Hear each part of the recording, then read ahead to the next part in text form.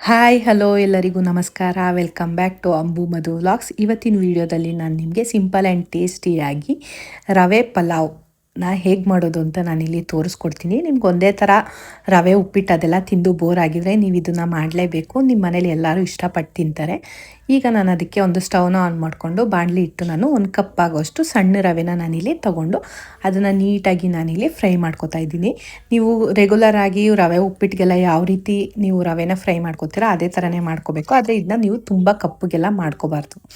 ಈಗ ಅದನ್ನು ನಾನು ನೀಟಾಗಿ ಅದನ್ನು ಫ್ರೈ ಮಾಡಿಕೊಂಡು ಒಂದು ಪ್ಲೇಟ್ಗೆ ನಾನು ಅದನ್ನು ಟ್ರಾನ್ಸ್ಫರ್ ಮಾಡಿ ಎತ್ತಿಟ್ಕೊತಾ ಇದ್ದೀನಿ.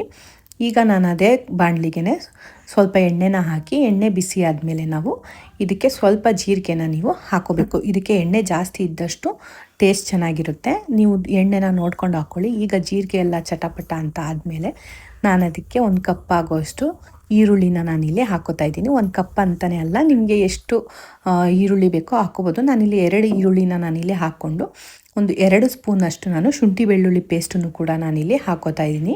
ಇದು ಡಿಫ್ರೆಂಟಾಗಿ ಮಾಡ್ತಾ ಇರೋದ್ರಿಂದ ನಾನಿಲ್ಲಿ ಶುಂಠಿ ಬೆಳ್ಳುಳ್ಳಿ ಪೇಸ್ಟ್ ಎಲ್ಲನೂ ಯೂಸ್ ಮಾಡ್ತಾ ಇದ್ದೀನಿ. ಈಗ ಅದನ್ನೆಲ್ಲ ನಾವು ನೀಟಾಗಿ ಫ್ರೈ ಮಾಡ್ಕೋಬೇಕು. ಈಗ ಇದೆಲ್ಲನೂ ಫ್ರೈ ಆದಮೇಲೆ ನಾನು ಸ್ವಲ್ಪ ಕರಿಬೇವು ಸೊಪ್ಪನ್ನು ಕೂಡ ನಾನಿಲ್ಲಿ ಹಾಕೋತಾ ಇದ್ದೀನಿ. ಇದನ್ನು ಕೂಡ ನಾವು ನೀಟಾಗಿ ಹಾಕಿ ಫ್ರೈ ಮಾಡ್ಕೋಬೇಕು. ನೀವು ರೆಗ್ಯುಲರಾಗಿ ಮಾಡೋ ಉಪ್ಪಿಟ್ಗೂ ಇದು ಟೇಸ್ಟ್ ಅಂತೂ ತುಂಬ ಚೆನ್ನಾಗಿರುತ್ತೆ. ಈಗ ನಾನು ಅದಕ್ಕೆ ಸ್ವಲ್ಪ 1 ಟೊಮೆಟೊನ ನಾನು ಕಟ್ ಮಾಡಿ ಹಾಕ್ಕೊಂಡು ಸಣ್ಣದಾಗಿ ಕಟ್ ಮಾಡಿ ಇಟ್ಕೊಂಡಿರೋಂತಹ ಕ್ಯಾರೆಟ್ನು ಕೂಡ ನಾನಿಲ್ಲಿ ಹಾಕೋತಾ ಇದ್ದೀನಿ. ಹಾಗೆ ನಾನು ಬೀನಿಸ್ನ ಕೂಡ ಹಾಕೋತಾ ಇದ್ದೀನಿ. ಈಗ ಅದೆಲ್ಲನೂ ಹಾಕಿ ನಾವು ನೀಟಾಗಿ ಫ್ರೈ ಮಾಡ್ಕೋಬೇಕು. ನೀವು ಇದೇ ಟೈಮ್ನಲ್ಲಿ ಬೇಕಿದ್ರೆ ಬೇರೆ ತರಕಾರಿ ಬೇಕು ಅಂದ್ರೂ ನೀವು ಯೂಸ್ ಮಾಡ್ಬೋದು. ನಾನಿಲ್ಲಿ ಇದಿಷ್ಟೇ ತರಕಾರಿನ ಹಾಕೋತಾ ಇದ್ದೀನಿ. ಈಗ ನಾನು ಅದೆಲ್ಲ ಫ್ರೈ ಆದಮೇಲೆ ನಾನು ಸ್ವಲ್ಪ ಅರಿಶಿಣ ಪುಡಿನ ನಾನಿಲ್ಲಿ ಹಾಕೋತಾ ಇದ್ದೀನಿ.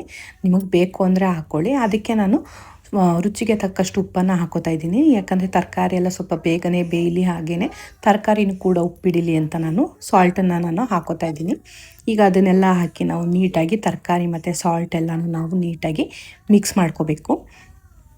ನೀವು ಕೂಡ ಮನೆಯಲ್ಲಿ ಟ್ರೈ ಮಾಡಿ ಹೇಗೆ ಬರುತ್ತೆ ಅಂತ ಅಂದ್ಬಿಟ್ಟು ನನಗೆ ಕಮೆಂಟ್ ಬಾಕ್ಸಲ್ಲಿ ಕಮೆಂಟ್ ಮಾಡಿ.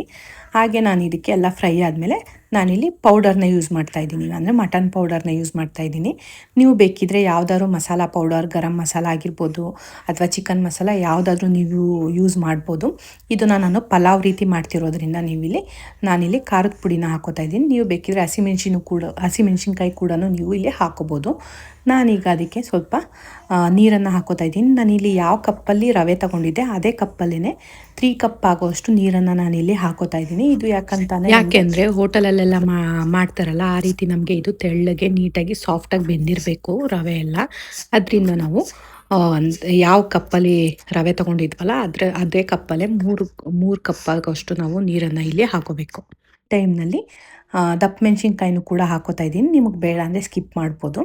ಈಗ ನಾನು ಅದನ್ನು ಒಂದು ಮುಚ್ಚಳನ ಮುಚ್ಚಿ ಅದನ್ನು ಕುದಿಯೋದಕ್ಕೆ ಬಿಡ್ತೀನಿ. ನೋಡ್ತಾ ಇರ್ಬೋದು ಈಗ ಕುದಿ ಬಂದಿದೆ.